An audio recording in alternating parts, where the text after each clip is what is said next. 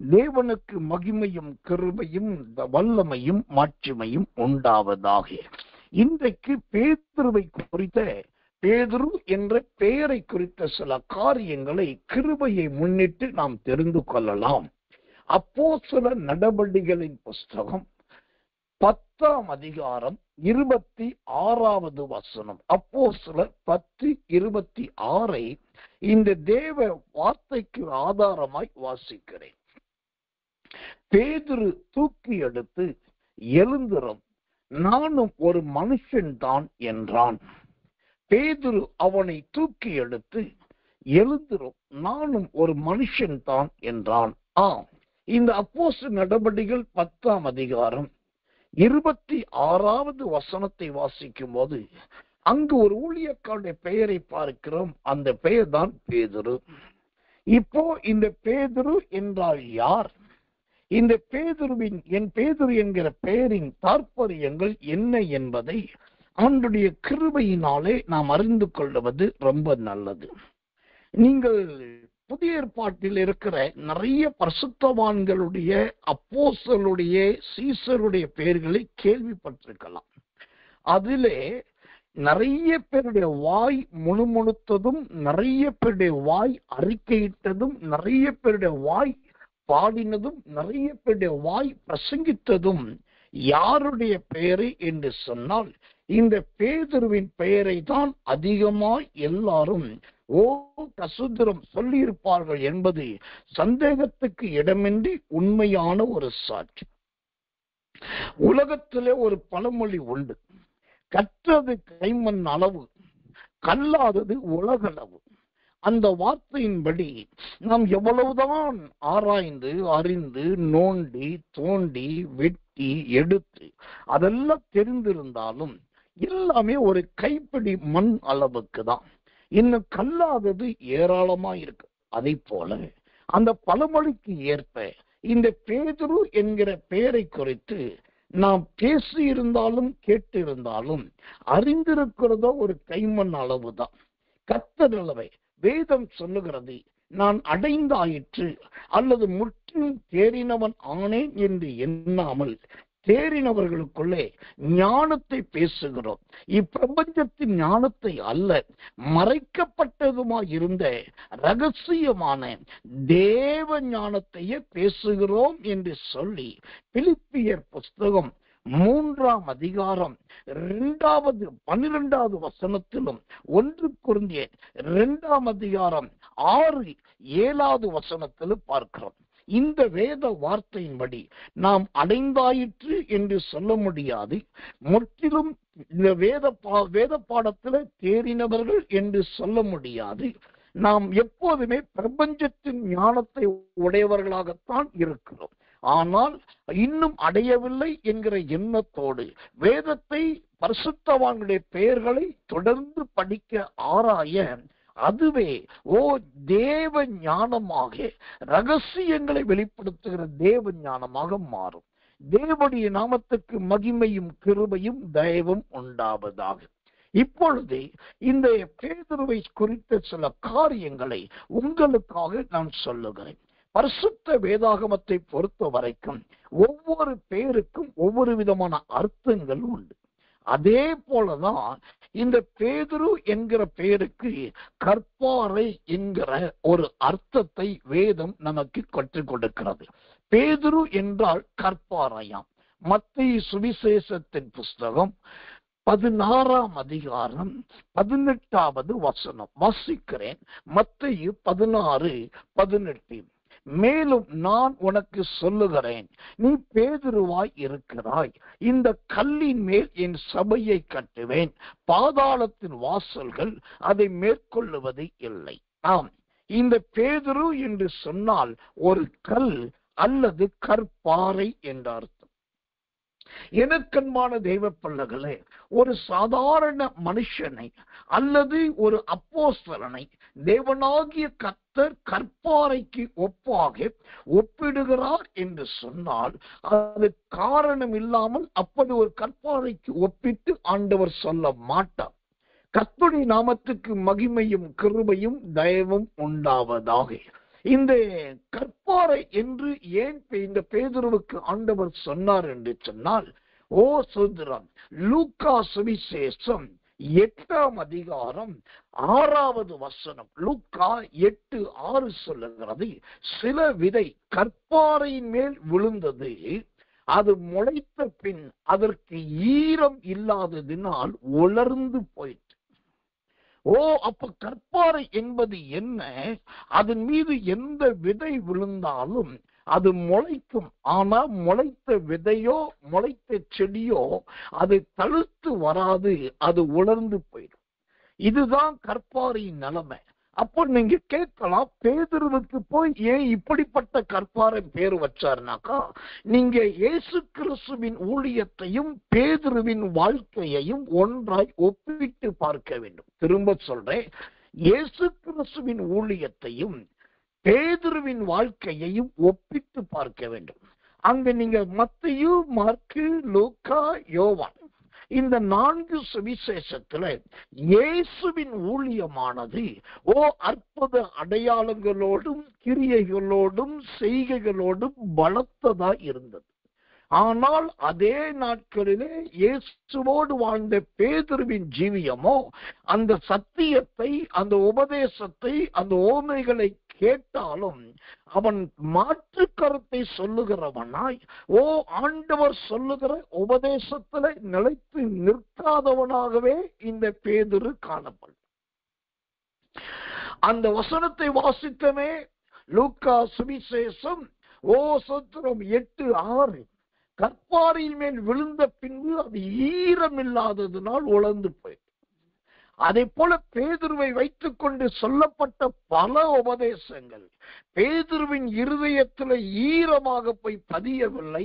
அதனால் தான் அவன் உலர்ந்து போனவனாகவும் தேவனை மறுதலிக்கிறவனாகவும் கிறிஸ்துவை குறித்து இல்லை என்று சத்தியம் பண்ணுகிறவனாகவும் மீண்டும் மீன் பிடிக்கிறவனாகவும் போய்விட்டான். பேதுரு என்றால் கற்பாறை.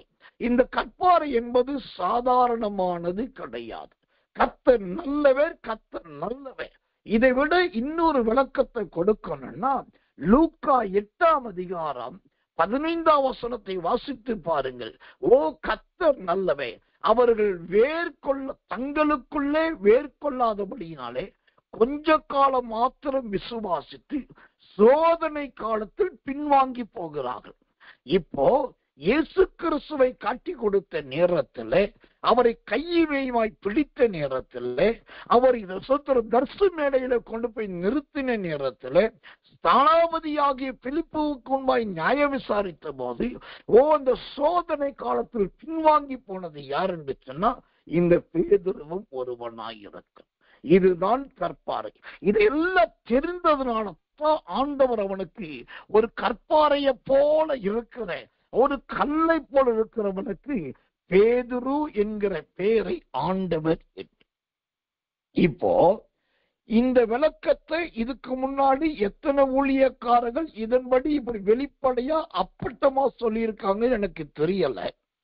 ஆனா நான் வேதத்தை மறைக்காதபடி உள்ளபடி அப்பட்டமான முறையில் விளக்கம் கொடுத்து, இப்ப வேதத்தை கற்றுக்கொள்ள விரும்புகிறவர்களுக்கு ஒரு கிராஸ் கொஸ்டின், ஒரு குறுக்கு கேள்வி வரும்.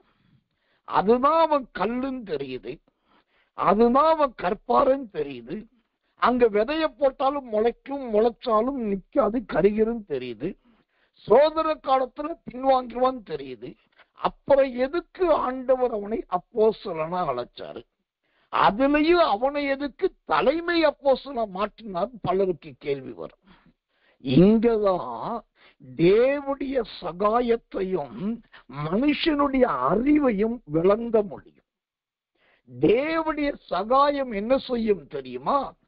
என்றைக்குமே இந்த எதிரானவர்களை தனக்கு சாதகமாக மாற்றிக்கொள்ளும். ஆனா மனுஷனுடைய அறிவு என்ன தெரியுமா?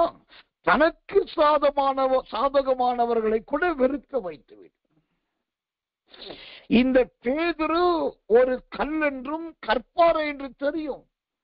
நான் சொல்ற சத்தியமே, பிதா அனுப்பின சுவிசேஷமே அவனுக்குள் நிலைக்காது, அதுவே கருகி போயிடும். உபத்திரவ காலத்துல பின்வாங்கிடுவான் ஆண்டவருக்கு தெரியும். அதெல்லாம் தெரிஞ்சு இருந்தும் பாருங்க, ஆண்டவர் அந்த பேதுருவை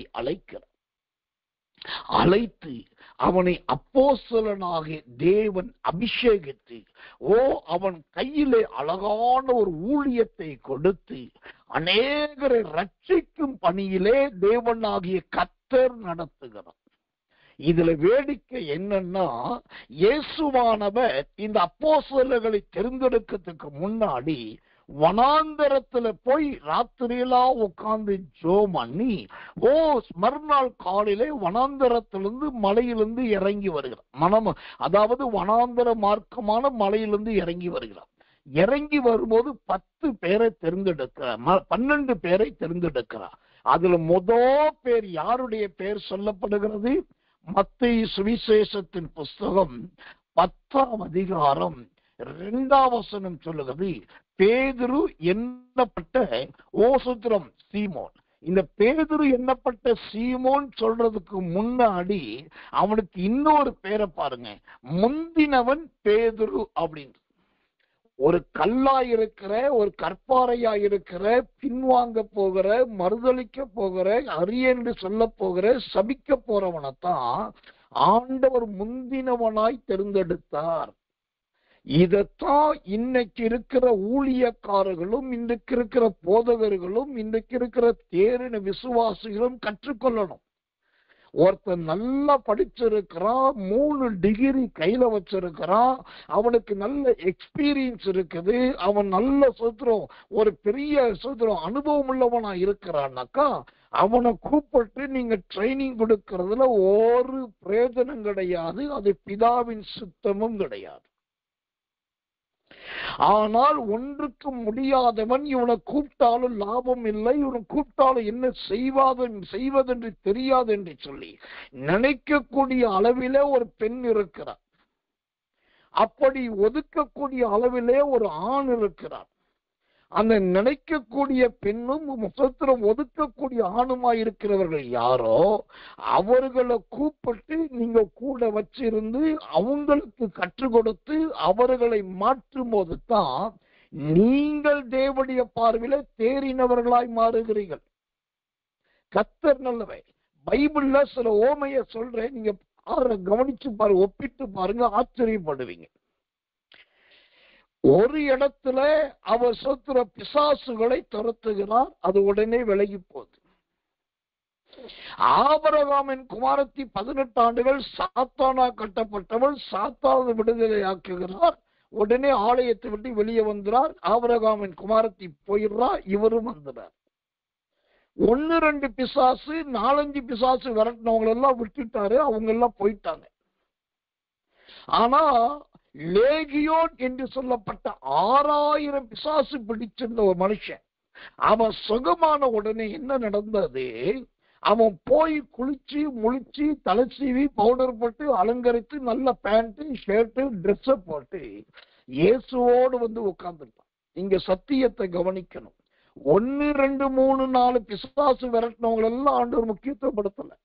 ஆனா 6000 பிசாசு பிடிச்சிருந்தவன் அவனுக்குள் திரும்பவும் ஒருவேளை ஆவி வரலாம். அந்த 6000த்துல ஏதோ ஒண்ணு வந்து திரும்ப கிரியை செய்யலாம். ஒண்ணு இவனை இழுத்துட்டு போலாம், இல்லாட்டி இயேசுவின் பெயரை கெடுக்கலாம். ஆனா நல்லா கவனிக்கணும், அவனை கண்டாலே ஜனங்க பயந்தாங்க. ஆனா அவனைத்தான் ஆண்டவர் பக்கத்துல உட்கார வச்சுக்கிட்டாரு. சோத்திரம். அவனுக்கு ட்ரெஸ்ஸே போட தெரியாது, ஆனா அவனுக்கு ட்ரெஸ் போட சொல்லி கொடுத்தாரு. அவனுக்கு கையில விலங்கு இல்லாம நடக்க தெரியாது, இப்ப விலங்கு இல்லாதவன உட்கார வச்சாரு. கல்லறையில சுடுகாட்டுல படுக்கிறவன் தான் இப்ப இயேசுவின் பாதத்தடியில உட்கார்றான். நாம் ஊழியத்துல பயிற்சி கொடுக்கிறோம், விசுவாசிகளை உருவாக்குகிறோம், நல்ல போதிக்கிறோம், நல்ல கற்றுக் கொடுக்கிறோம் என்று சொன்னா படிச்சவனையும் தேறினவனையும் ரட்சிக்கப்பட்டவனையும் மனம் திரும்பினவனையும் சுவிசேஷம் கேட்டவர்களையும் அப்படிப்பட்டவர்களை கூப்பிட்டு வந்துட்டு மூச்சு முட்ட கத்தி வேர்த்து விறுவிறுத்தி கத்தியா தெரியுமா கேட்டியா உனக்குதான் இது கர்த்தர் பேசுகிறார் என்று கர்த்தர் பேசாமலேயே நம்மளா பேசிட்டு இருந்தோம்னா ஒருவரும் தேர மாட்டார்கள். ஆனா இந்த பேதுருவை போல கல்லாகவும் கற்பாறையாகவும் மறுதளிக்கக்கூடியவர்களையும் பிரயோஜனமற்ற அழைச்சிட்டு வந்து ரொம்ப நிதானமா அழகா நல்ல போதனைய சொல்லி பாருங்க. 6000 பிசாசு பிடித்த லேகியனாயிருந்த மனுஷன் இப்ப அழகாக வஸ்திரம் தரித்து உட்கார்ந்து இருக்கிறவனை போல உங்களால் பிடிக்கப்பட்ட மனிதர்கள் இன்றைக்கு உங்களோடு கூட இருப்பார்கள். இதுதான் உண்மையான போதிக்கிறதின் அனுபவம். இதுதான் தேறின ஊழியக்காரருடைய முன்மாதிரி.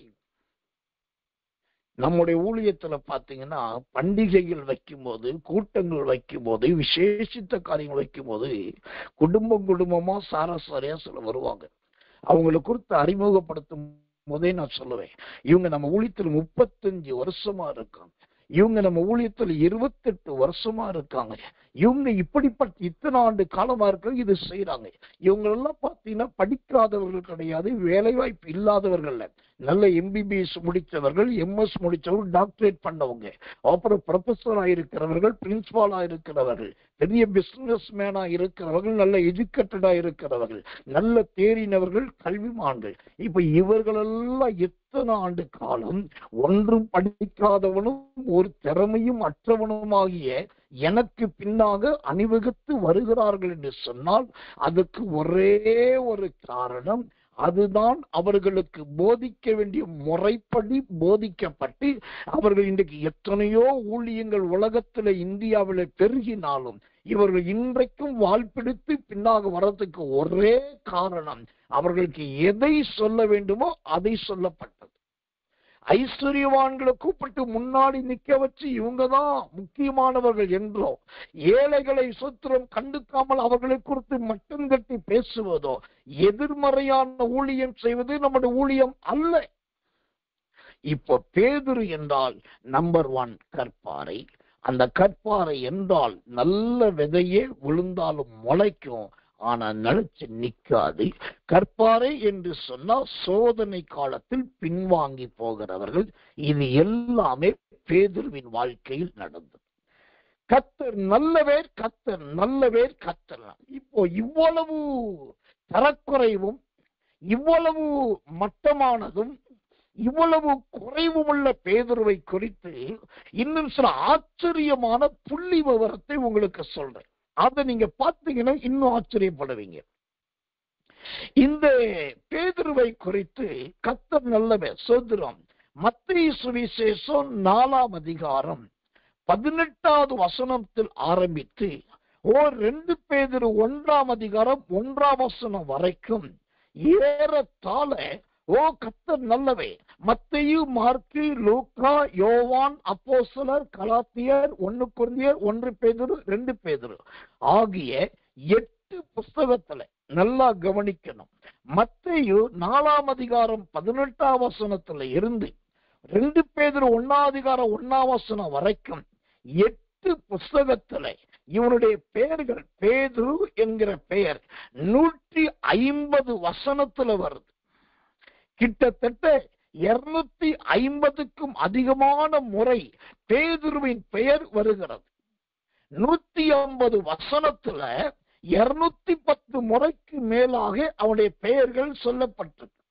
இந்த இடத்துல ரொம்ப தாழ்மையோடு உங்க ஞானக்கண் திறக்கிறதுக்காக ஒண்ணு சொல்றேன். என்னன்னா, இப்ப இந்த பேதுருவின் பெயரை உட்கார்ந்து இப்ப 8 புஸ்தகத்துல இருக்குது, இந்த அதிகாரத்துல ஆரம்பிக்குது, இந்த புஸ்தகத்துல முடியுது, 156 வசனத்துல இருக்கு, 210 முறைக்கு அதிகமா சொல்லப்படுதுன்னா இத உட்கார்ந்து எத்தனை நாட்கள் நானும் ஒரு லூசு மாதிரி பைத்திய மாதிரி எண்ணி இருப்பேன் பாருங்க. நான் உட்கார்ந்து முதுகு வலிக்க ஒவ்வொன்னா நோண்டி தோண்டி எழுதி குறிப்பெடுத்து இதெல்லாம் வேலை மெனக்கட்டு எழுதும் போது குறிப்பெடுக்கும் போது என்னை நடுராத்துல வந்து பார்த்துட்டு, என்ன டாடி என்ன பேசுறப்பா, என்ன பாசே இன்னுமா எழுதிட்டு இருக்கீங்க, இன்னுமா எடுத்துட்டு இருக்கீங்கன்னு சொல்லி கேள்வி கேட்டவர்கள் பலர் உண்டு. ஆனால் அவர்களுக்கு நான் ராத்திரிலா உட்கார்ந்து ஒவ்வொரு புஸ்தகமா நோண்டி ஒவ்வொரு அதிகாரமா எடுத்து ஒவ்வொரு வசனங்களை பார்த்து அதை உட்கார்ந்து நம்பர் போட்டு எழுதி அதை கழித்தல், கூட்டல், திருத்தல், வகுத்தல் எல்லாவற்றையும் பண்ணி அதை சரிப்படுத்தி எல்லா ஒரு மனசுத்திரம் ஒரு டோட்டலுக்குள் கொண்டு வருவதற்கு பல நாட்கள் ஆகும். அப்படியானால் இந்த பேதுருவை குறித்த காரியத்தை அறிவதற்கு எனக்கு ரொம்ப பெரிய கிருபை தேவைப்படல. இங்க எனக்கு தேவைப்படுறது ஒன்னே ஒண்ணு, நீடிய பொறுமை தேவை. இதைத்தான் இன்னைக்கு பேதுருவின் வாழ்க்கை வரலாறை கேட்கிற தேவ பிள்ளைகளுக்கு நான் சொல்ல வேண்டிய உபதேசத்துல பிரதான உபதேசம். நீங்க வேதத்தை அறியணும், பேதுரு போன்ற நிறைய பேருடைய ஜீவியத்தை தெரிஞ்சுக்கணும்னா உங்களுக்கு ரொம்ப தேவை வெளிப்பாடுகள் கிடையாது. ரொம்ப முக்கியமா தேவை நல்ல பொறுமை வேணும். டிவி பார்க்கறதுல இருக்கிற பொறுமை, மொபைல் ஆன் பண்ணிட்டு கேம் விளையாடுறதுல இருக்கிற பொறுமை, ஒரு பைபிள்ல வாசிக்கிறதுல வசனத்துல தேர்றதுல கிடையாது. ஆனா இப்போ இந்த பேதுருவின் பெயர்கள் மத்தேயு 4ஆம் அதிகாரத்தில் ஆரம்பிச்சு 2 பேதுரு 1ஆம் அதிகாரத்துல சொல்றோம் 1ஆம் வசனம் வரைக்கும் அவன் பேர் சொல்லப்படுது. இதுல கர்த்தர் நல்லவர், கர்த்தர் நல்லவர், கர்த்தர் நல்லவர். ஏறத்தாழ 8 புஸ்தகங்கள். அந்த 8 புஸ்தகமே பாருங்க. நம்பர் 1 மத்தேயு, நம்பர் 2 மார்க்கு, நம்பர் 3 லூக்கா, சுந்தரம், நம்பர் 4 யோவான், நம்பர் 5 அப்போஸ்தலர், நம்பர் 6 கலாத்தியர், நம்பர் 7 1 கொரிந்தியர், நம்பர் 8 சுந்தரம் பேதுரு. இப்ப இத்தனை புஸ்தகத்துல அவனுடைய பெயர்கள் வருகிறதுனா ஒரு கல்லா இருந்த ஒரு கற்பாறையா இருந்த எல்லாராலும் கடினமானவர் என்று அழைக்கப்பட்ட இவனுடைய பெயரை ஆண்டவர் வேதாகமத்தில் எவ்வளவு அதிகமாய் சொல்லி இருக்கிறார் பாருங்க. கர்த்தர் நல்லவர் 156 முறை. அதுல வசனங்கள் அதுல 210க்கும் அதிகமான இடங்களில் திரும்ப திரும்ப திரும்ப திரும்ப திரும்ப திரும்ப திரும்ப அவனுடைய பெயர் வருது. இதை தவிர இந்த பேதுருவின் பெயரை யாரெல்லாம் உச்சரிச்சாங்க அப்படின்னாக்கா சோதரம் இயேசு பேதுரு என்ற பெயரை உச்சரித்திருக்கிறார். தேவ தூதர்கள் உச்சரித்திருக்கிறார்கள். பரிசுத்த ஆவியானவர் உச்சரித்திருக்கிறார். கூட இருந்த அப்போஸ்தலர்கள் உச்சரித்திருக்கிறார்கள். சாதாரண மனிதர்கள் பேதுருவின் பெயரை உச்சரித்திருக்கிறார்கள். ஏன் கர்த்தர் நல்லவர். அங்கிருந்த எல்லா ஆசாரியர்களும் பிரதானமானவர்கள் கூட இந்த பேதுருவின் பெயரை சொல்லும் போது பயந்தார்கள் என்று அப்போஸ்தலர் நடபடிகளில் படிக்கிறோம். உண்மையை சொல்ல போனா பேதுருவை பார்த்து அங்கிருக்கிற சோத்திரம் மற்றவர்கள் பயப்பட வேண்டியதில்லை. ஏன்னா பேதுருவே 1ஆம் நம்பர் பயந்தாங்குழி.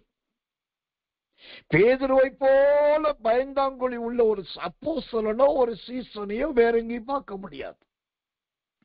ஒரு ஸ்திரீ ஏதோ சொல்லிட்டா உடனே பயப்படுறான். கர்த்தர் நல்லவன். உயிர்த்தெழுந்த இயேசு கடற்கரையில் நிற்கிறார். அவர் கர்த்தர் சொன்ன உடனே தோசோத்திரம் மேலே கட்டியிருந்த தலையில கட்டின, அதாவது இடுப்புல கட்டியிருந்த சட்டையை கட்டி தலையில கட்டிட்டு நிர்வாணமா கடல்ல குதிச்சான். பயம். இப்படி நிறைய இடத்துல பயப்படுறவன். ஆனா பயந்தாங்குழியாய் அந்த பேதுருவை பார்த்து அன்றைக்கு இருந்த ரோம ராஜ்யம் பயந்தது. அன்றைக்கு இருந்த பிரதான யூதர்கள் பயந்தார்கள். அன்றைக்கு இருந்ததுன்னா அரசியல்வாதிகளும் நிர்வாகிகளும் பயந்தார்கள். இவன் பயப்படுகிறவனா இருந்த காலம் போய் இப்ப பேதுருவின் பெயரை கேட்டாலே எல்லாருக்கும் பயப்படத்தக்கதான ஒரு நிலைமை வந்தது என்று சொன்னால் இந்த பேதுரு என்கிற பெயரை ஆண்டவர் எவ்வளவாய் மகிமைப்படுத்தி இருக்கிறார். அல்லேலூயா. கர்த்தர் நல்லவர், கர்த்தர் நல்லவர், கர்த்தர் நல்லவர். இவ்வளவு சிறப்புகள் இந்த பேதுரு என்கிற பெயருக்குள் இருக்கும். இதை தவிர இயேசு கிறிஸ்து பேதுருவை முதல் பார்க்கும்போது அவனுடைய 4 பேரையும் ஒரே சமயத்தில் சொன்னதை நீங்கள் பார்க்க முடியும். பேதுருவின் பெயர்கள் 4 பேரை ஆண்டவராக இயேசு கிறிஸ்து ஒரே நேரத்தில் சொல்லுகிறார். அந்த 4 பேரில ஒரு பெயர் பேதுரு என்கிற பெயரும் உண்டு. யோவான் சுவிசேஷத்தின் புஸ்தகம் 1ஆம் அதிகாரம் 41 மற்றும் 42 ஆகிய வசனங்கள். யோவான் 1:41 மற்றும் 42 வாசிக்கிறேன். அவன் முதலாவது தன் சகோதரனாகிய சீமோனை கண்டு, நம்பர் 1, மேசியாவை கண்டோம் என்று சொன்னால் மேசியா என்பதற்கு கிறிஸ்து என்று அர்த்தம். பின்பு அவனை இயேசுவிடத்தில் கூட்டிக் கொண்டு வந்தான். இயேசு அவனை பார்த்து, நீ யோனாவின் மகனாகிய சீமோன், நம்பர் 1, நீ கேபா என்னப்படுவாய், நம்பர் 2. மூன்றாவது கேபா என்பதற்கு பேதுரு என்பாயாக. கர்த்தரவை. இப்படி இந்த சூத்திரம் யோவான் சுவிசேஷம் 1ஆம் அதிகாரம் 40, 41, 42 படிச்சு பார்த்தீங்கன்னா அந்த இடத்துல முதலாவது ஆண்டவர் யோனாவின் மகனாகிய சீமோன் என்று சொல்லுகிறார். 2வது நீ கேபா என்று சொல்லுகிறார். 3வது சோதரம் கேபா என்பதற்கு பேதுரு என்று அர்த்தமாம் என்று சொல்லுகிறார். இதெல்லாம் கடந்து 41ஆம் வசனத்துல யோனாவின் குமாரனாகிய சீமோன் சொல்லப்படாம சகோதரனாகிய சீமோன் என்று சொல்லப்படுகிறது. இப்போ இந்த இயேசுவும் பேதுருவும் ஒருவரை ஒருவர் சந்திக்கிற நேரத்துல ஒரே நேரத்துல அவருடைய 4 பேர்கள் அழகாய் உச்சரிக்கப்படுகிறது. கர்த்தர் நல்லவர், கர்த்தர் நல்லவர், கர்த்தர் நல்லவர். யோனா என்கிறது தகப்பனுடைய பேர். அது அவன் வம்சத்தை காண்பிக்கிறது. சீமோன் என்பது அவனுடைய சொந்த இனத்தின் ஜாதி பெயரை குறிக்கிறது. அது அவன் இனத்தை காண்பிக்கிறது. கேபா என்பது தீர்க்க தரிசன பெயர். இன்றைக்கு கல்லாயிருக்கிறாய், கற்பாறையாயிருக்கிறாய், நாளைக்கு இந்த கற்பாறை உடையும் என்கிறதுக்கு அர்த்தமாக கேபா என்பது ஓசத்திரம், அது தீர்க்க தரிசனத்தின் பெயராய் இருக்கிறது. 4வது பேதுரு என்று அழைப்பதோ அவனுக்கு கொடுக்கப்பட்ட புனை பெயர், ஒரு பெட் நேம் என்று சொல்லுவார்கள். அப்படி எல்லாராலும் அழைக்கப்பட்டது இந்த பேதுரு என்கிற அது ஒரு வழக்கமான பெயர். இப்ப கவனிங்க, ஒரு சாதாரண மனுஷன் கல்லை போல இருந்தவன், கற்பாறையை போல இருந்தவன், ஓசத்திரம் முளைச்சாலும் விளையாதவன், போராட்டத்துல மறுதளிக்கிறவனா இருக்கிற அவன் பேரை 1க்கு 4 பேர்களை ஒரே நேரத்துல இயேசுவும் பேதுருவும் ஒன்றாய் சந்திக்கிற முதல் சந்திப்பிலேயே அழகாய் அடுத்தடுத்து விவரிக்கப்படுகிறது என்று சொன்னால் அங்கு இருக்கிற ஆண்டவருடைய 12 அப்போஸ்தலர்களை விட இந்த பேதுருவின் நாமத்தை ஆண்டவர் பிரஸ்தாபப்படுத்தி இருக்கிறார்.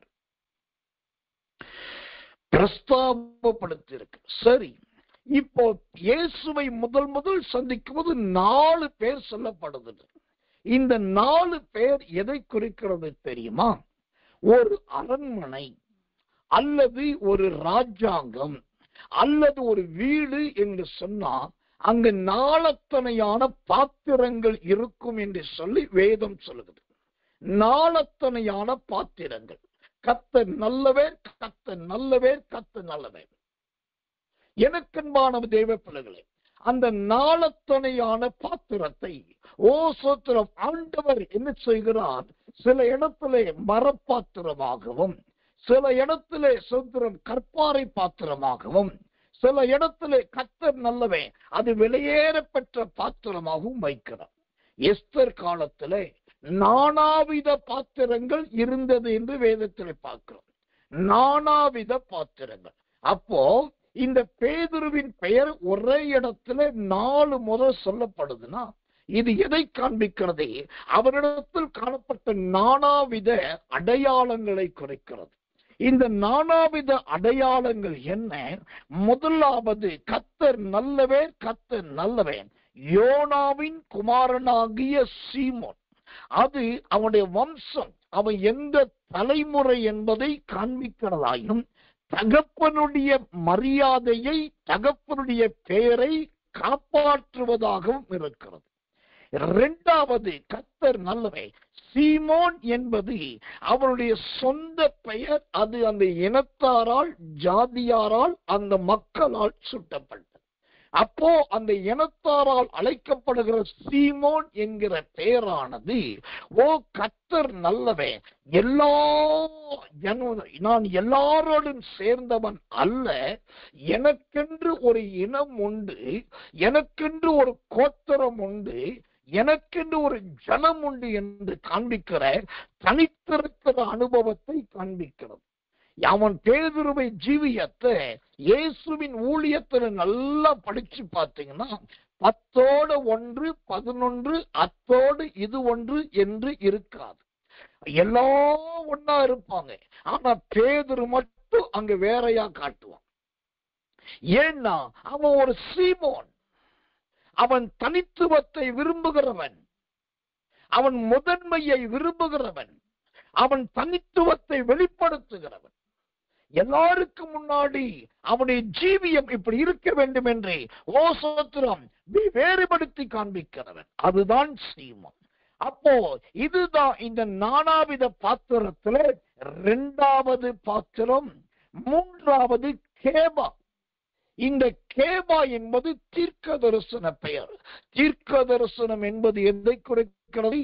பரிசுத்த ஆவியானவரை குறிக்கிறது. வேத வசனங்கள் யாவும் தேவனுடைய பரிசுத்தவான்களாலும் தேவ மனிதர்களாலும் பரிசுத்த ஆவியினால் ஏவப்பட்டு எழுதினவைகள். அப்ப தீர்க்க தரிசனம் என்பது பரிசுத்த ஆவியை குறிக்கிறது. இவருடைய மூன்றாவது பெயர் ஆவியானவரோடு சம்பந்தப்பட்ட, ஆவியானவரோடு தொடர்புபடுத்தப்பட்ட, ஆவியானவரால் அங்கீகரிக்கப்பட்ட அழகான ஆவியின் நிரப்புதலின் பெயராய் இருக்கிறது. அதனால தான் அந்த ஆவியானவருடைய நிறைவு பேதுருவினிடத்தில் காணப்பட்டதனால தான் பெந்தேகோஸ்து நாளிலே இவனோடு கூட மத்தியாசோடு சேர்ந்து 11 பேர் இருந்தோம். அந்த 11 பேர் கட்சி காராவடன் சொல்லி அந்த பெந்தேகோஸ்து மேல் மாடியில சும்மா நின்றாங்க. ஆனா பேதுரு மட்டும்தான் எழுந்து, ஓ அந்நியராகிய பிரஜாதியர் மத்தியிலே தைரியமா பேசுறதுக்கு காரணம் என்னன்னா, அவருடைய மூன்றாவது பெயராகிய இந்த கேபா என்பது அது தீர்க்க தரிசனத்தின் ஆவி. அந்த தீர்க்க தரிசனத்தின் ஆவி என்பது பரிசுத்த ஆவி. அந்த பரிசுத்த ஆவி ஏற்கனவே இவனுக்குள் கிரியை செய்ய ஆரம்பித்தபடினால்தான் அவனால் தைரியமாய் பேச முடிந்தது. இப்ப நானாவித பாத்திரத்துல ஓசத்துல இந்த பேதுருவின் 4வது பெயர் பேதுரு. இந்த பேதுரு என்பது எதை குறிக்கிறது? ஓ கர்த்தர் நல்லவன். அவனுடைய சோத்திரம் வழக்கமான நடவடிக்கைகள், அவனுடைய வழக்கமான எல்லாரும் செல்லமாய் அழைக்கப்படுகிற ஒரு பெயரா இருக்கிறது. ஏரோதுவை நீங்கள் பழைய ஏற்பாட்டு காலத்துல பார்வோனை பார்த்தீங்கன்னா, சிலர் பார்வோனை ஆண்டவனே என்பார்கள். அப்புறம் ஒரு சிலர் பார்வோன் என்பார்கள். இப்படி ஒரே ராஜாவை வேறு வேறு பேர்கள்ல கூப்பிடுவாங்க. ஏன்னா அது ஒவ்வொன்றுமே கனத்துக்கு மரியாதைக்குரியது. அதே போல இந்த பேதுரு என்கிற பெயர் எல்லாராலும் பரிச்சயமான ஒரு பெயர். அது எல்லாராலும் செல்லமாய் அழைக்கப்பட்ட பெயர். ஆனால் அந்த பெயர் தான் சரித்திரத்தின் அடையாளத்தின் பெயராய் மாறினது. இதுல நல்லா கவனிங்க. ஓ யோனாவின் குமாரனாகிய சீமோன் என்பது முதல் பெயர். கர்த்தர் நல்லவை சோதரம், கர்த்தருடைய நாமத்துக்கு மகிமை உண்டாவது. இரண்டாவது சீமோன் என்பது இரண்டாவது பெயர். கேபா என்பது மூன்றாவது பெயர். பேதுரு என்பது 4வது பெயர். இந்த அடியில விழுந்து கிடக்கிற கடைசியா இருக்கிற 4வதா இருக்கிற பேதுரு என்ற பெயர் தான் இன்றைக்கு உலகமே பிரபல்யமாயிருக்கிறது. இந்த அருமையான பேதுருவின் வாழ்க்கை வரலாற்றின் வேத பாடத்தை கேட்கிற எனக்கு மிகவும் அன்பான விசுவாச தேவ பிள்ளைகளே, கர்த்தர் நல்லவர், கர்த்தர் நல்லவர், கர்த்தர் நல்லவர்.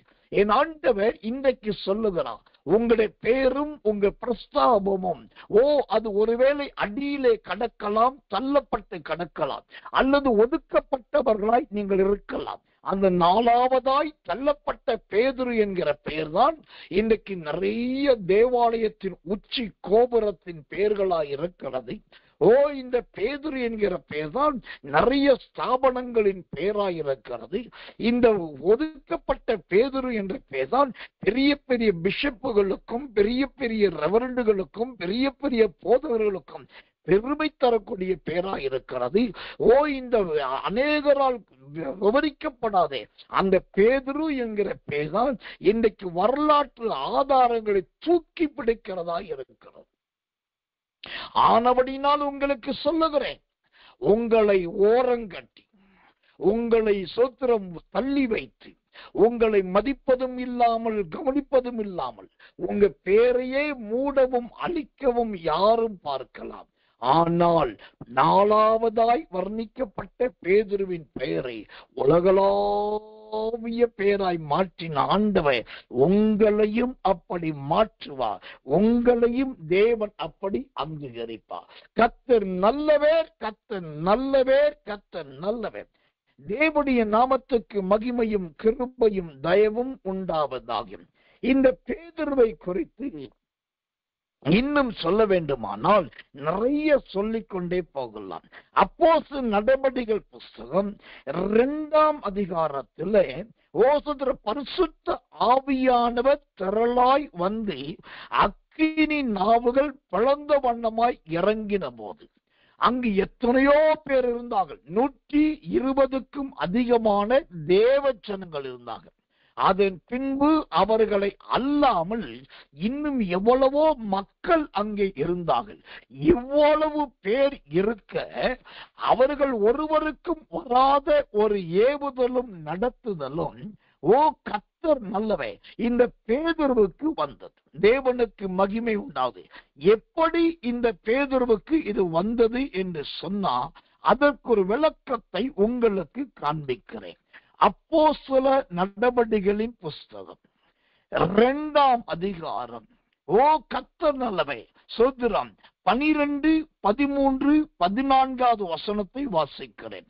அப்போஸ்தலர் 2ஆம் அதிகாரம் 12, 13, 14வது வசனங்கள்.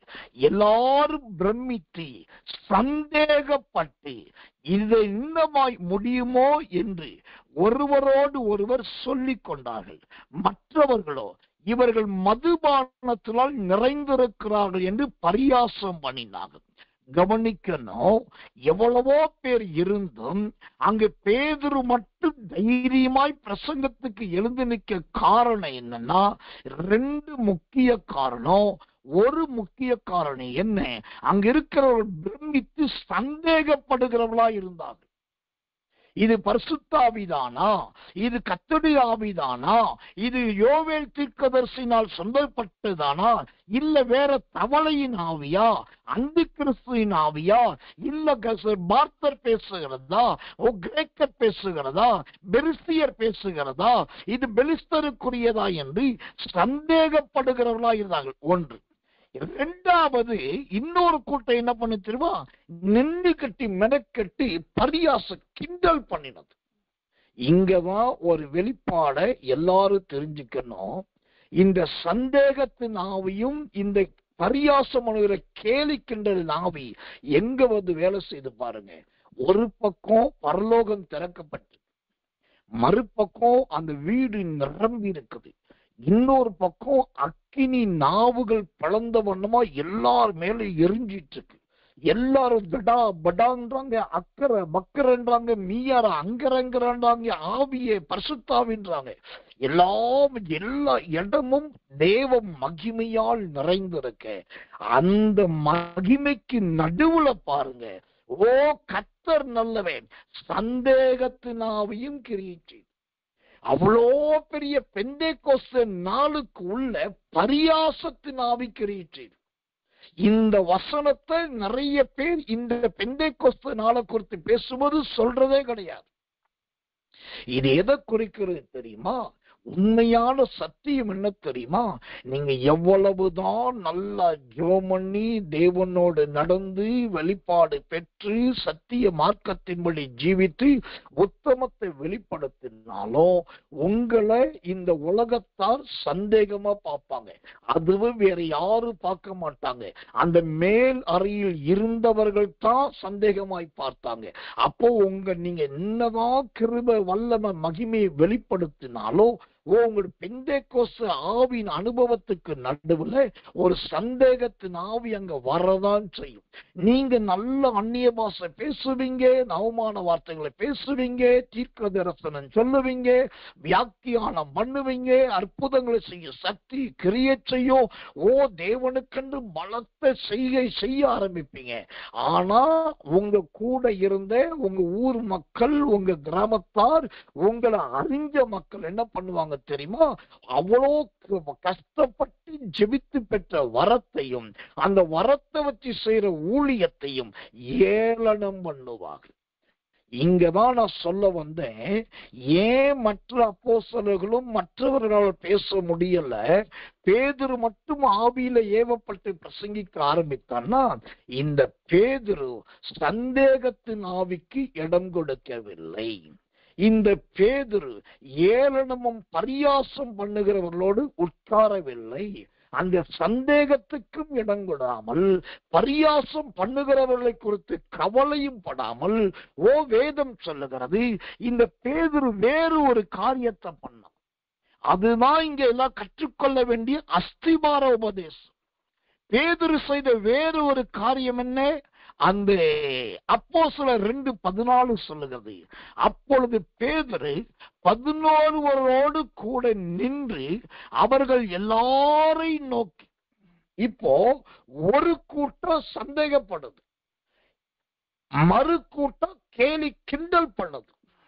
வலது பக்கத்துல இடது பக்கத்துல இடர்கல்லும் தடைக்கல்லும் வந்துருச்சு. இந்த இடர்கல்லு தடைக்கல்லுக்கு நடுவுல பேதுரு என்ன பண்ணா பாருங்க, அந்த 11 மற்ற அப்போஸ்தலர்கள் இருக்காங்கல்ல, அவங்களெல்லாம் தட்டினான், அவங்களெல்லாம் கூப்பிட்டான், இங்க வா இங்க வா இங்க வா இங்க வா இங்க வான்னு சொல்லி ஒரு இடத்துக்கு வர வச்சுட்டு, நான் ஏஞ்சி ஆண்டவரை பத்தி பேச போறேன், என்னோடு நில்லுங்கன்னு சொல்லி அவன் நல்ல 11 பேரையும் தன்னோடு நிற்க வைத்தான். இது எதை காண்பிக்கிறது? நல்ல ஒரு மனமுள்ள கூட்டத்தை அவன் அங்கு உருவாக்குகிறான். கவனிக்கணும், இந்த ஒரு மனமுள்ள ஒரு கூட்டத்தை ஏற்படுத்தலாம் பாருங்க. எதற்கு மத்தியில?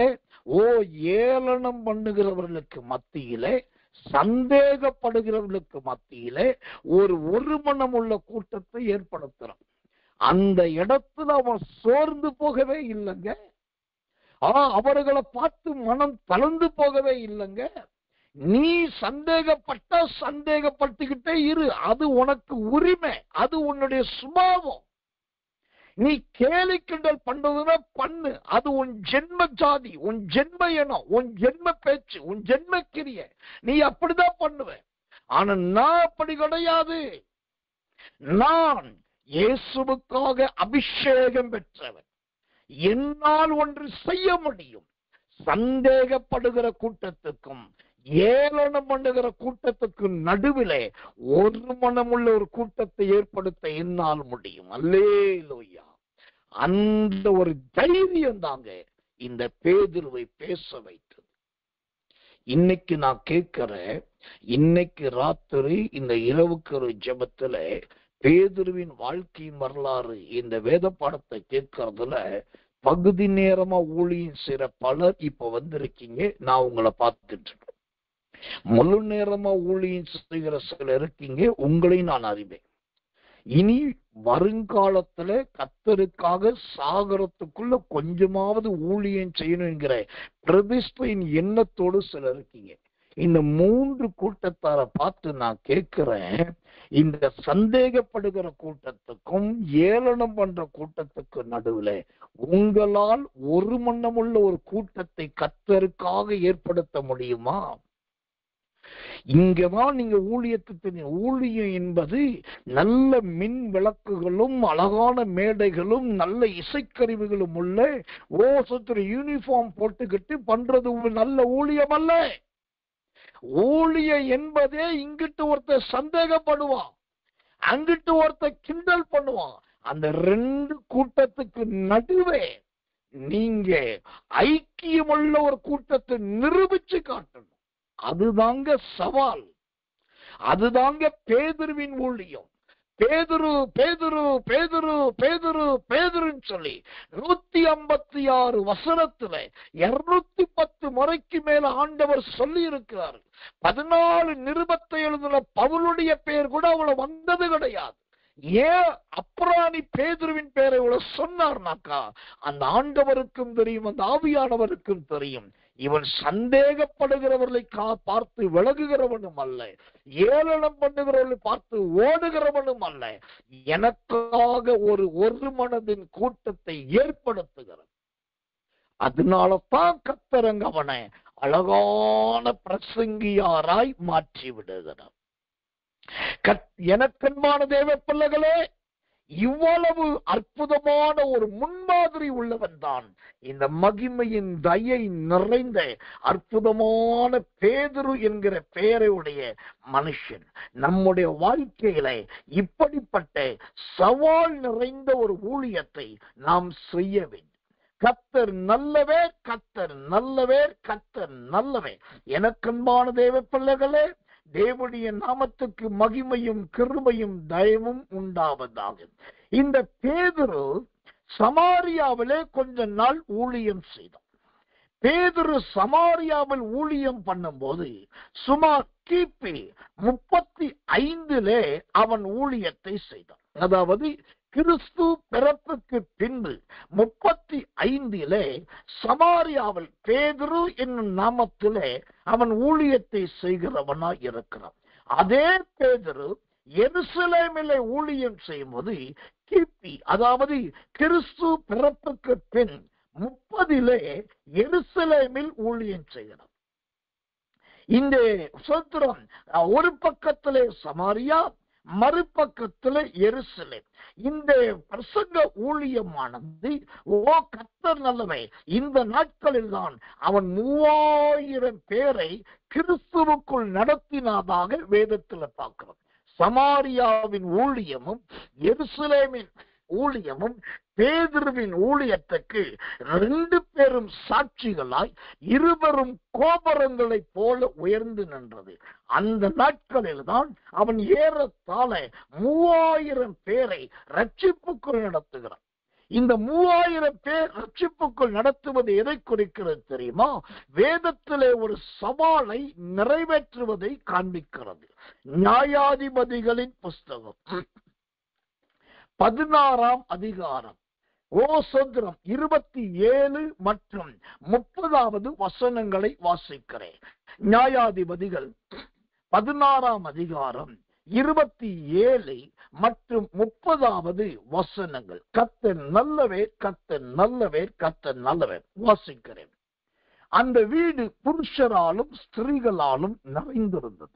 அங்கே பெலிஸ்தரின் சகல பிரமுக்களும் வீட்டின் மேல் புருஷரும் ஸ்திரீகளுமாக ஏறக்குறைய 3000 பேர் சிம்சோன் வேடிக்கை காட்டுகிறதை பார்த்து கொண்டிருந்தார்கள். இப்போ 30ஆம் வசனத்தை வாசிக்கிறேன்.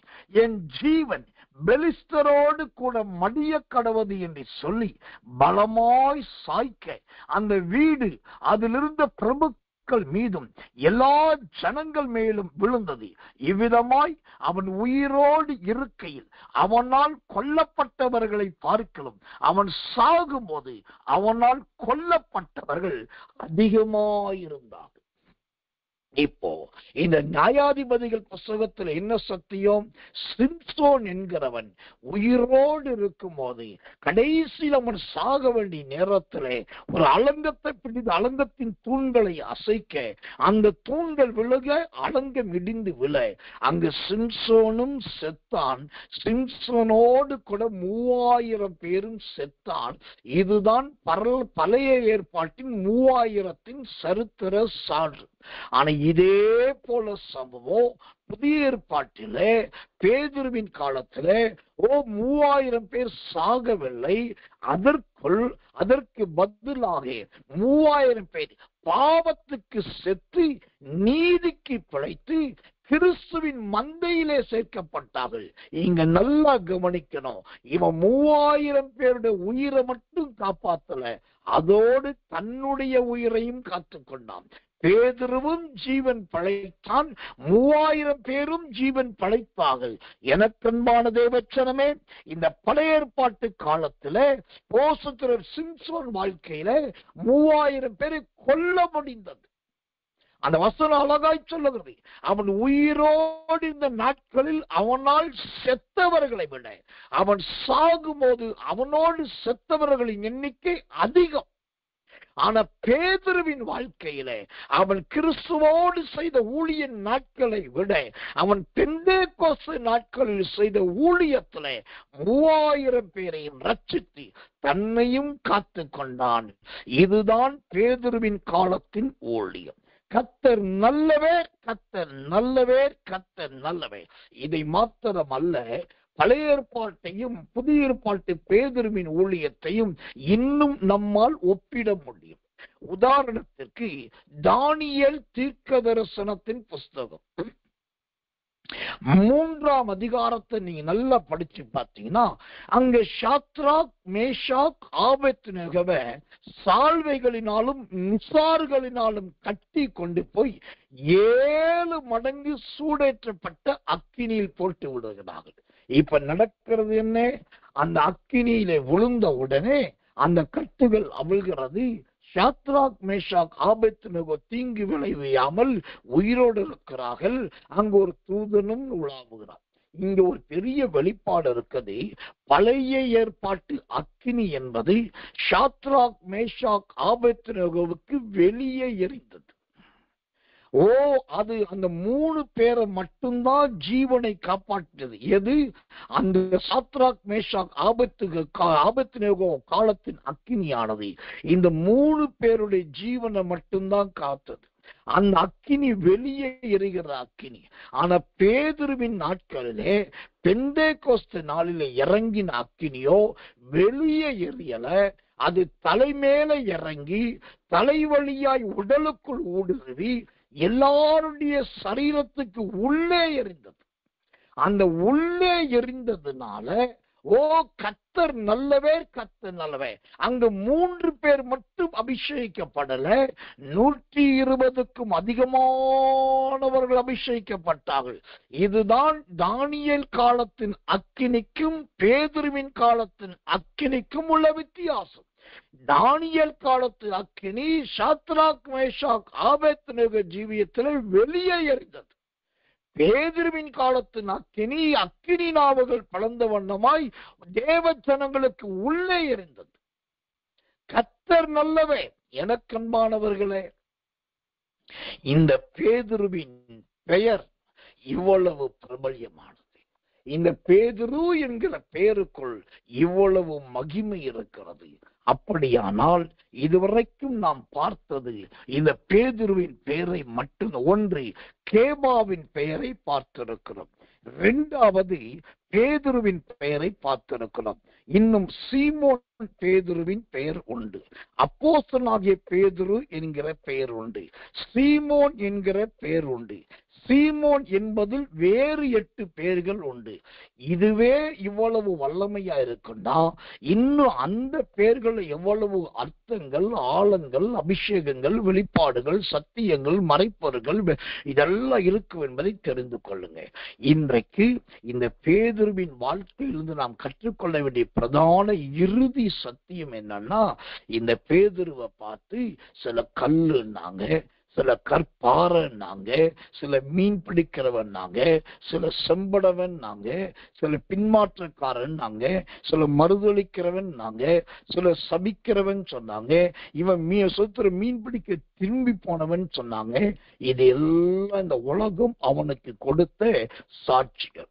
ஆனால் இந்த உலகம் கொடுத்த சாட்சியை விட ஆண்டவரும் ஆவியானவரும் இவனுக்கு கொடுத்த சாட்சி இன்னும் அதிகம்.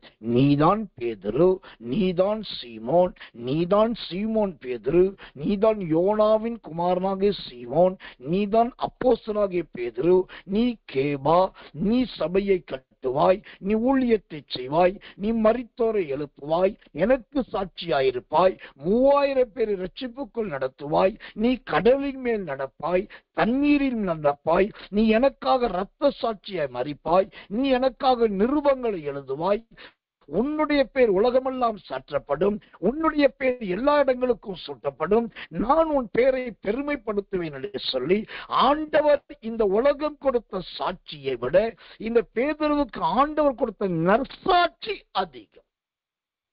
பேதுருவுக்கு உலகம் கொடுத்தது சாட்சி, ஆனா பேதுருவுக்கு ஆண்டவர் கொடுத்தது நற்சாட்சி.